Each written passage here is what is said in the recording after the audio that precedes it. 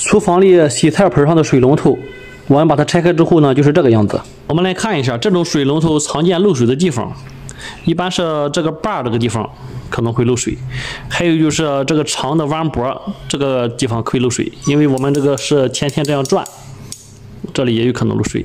还有就是这个水嘴这个地方不断的滴水，这是漏水的常见的几个地方。还有就是这个水流特别小，这种故障也是常见的。今天呢，我们就先把它拆开看一下啊。首先是这个地方，然后是固定这个水龙头的一个位置啊。一般这个水龙头是这样放在这个洗菜这个盆上，下边呢在厨子底下，这个地方我们可以打开。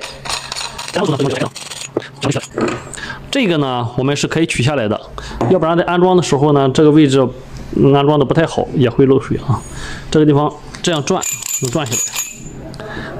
转下来之后呢，像这样的两根软管，我们就可以穿过它，然后这样来接上。这样接的时候呢，固定的更好，然后这个地方不容易漏水。如果这个地方存在漏水的话，我们可以换这两根管，就是这样拆下来换。如果说这个接口不太好的话，可以缠点塑料袋试一下啊。我们再来看这个长长的这个弯把怎么把它给取下来。这一款呢，在这个地方有一个固定螺丝，有的是没有这个固定螺丝的，可以直接拔下来。这个呢，我们先把螺丝取下来，然后呢，这个地方呢可以拔下来。我们看，这就是上边的这个弯管，放一边。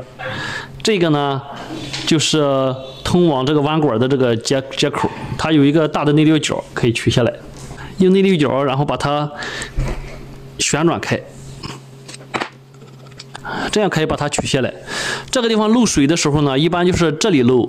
就是跟它接触的这个地方漏，那就是这个皮垫不好了，或者说我们可以做一个皮垫，或者是缠一点那个塑料袋，把这个地方解决了。这个地方呢，如果它漏水的话呢，我们也可以缠上一点塑料袋，可以有效的这个让它不漏。我们继续来看这个怀水阀的这个把，然后把它打开，这个地方有个小盖片可以取下来，看一下里边，这种是用个十字螺丝刀就可以打开。打开之后呢，里边能看到的就是阀芯儿。这个呢，然后是不太好开，它里边没有这个扳手可以用的位置。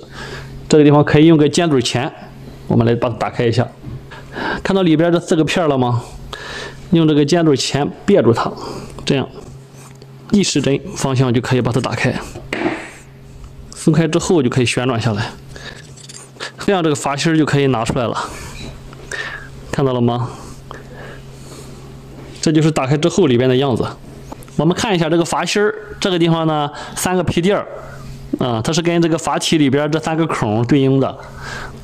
这2个点是起到这个固定和定位的作用，就是里边的对应的这2个点。如果说这3个片然后不好了老化了，也会导致这个地方漏水或者说如果说放上之后这个松了压不紧，那也会漏水。我们可以先把这个紧一紧试一试还有然后我们看一下堵的情况，你看里边的这个孔都非常的小这样的孔你看都非常的小，包括出水孔也非常的小。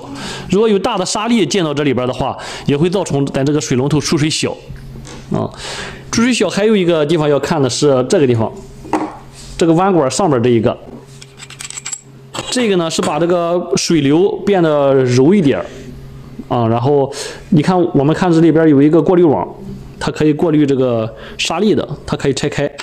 这个网呢，可以用个刀片把它抠下来，抠开之后呢，然后如果里边有脏东西、有沙，它也会导致这个水流小，可把它清洗一下我们这个洗菜盆上这个水龙头呢，然后你把它全拆开之后，哪里有毛病，你就可以对应的然后进行处理了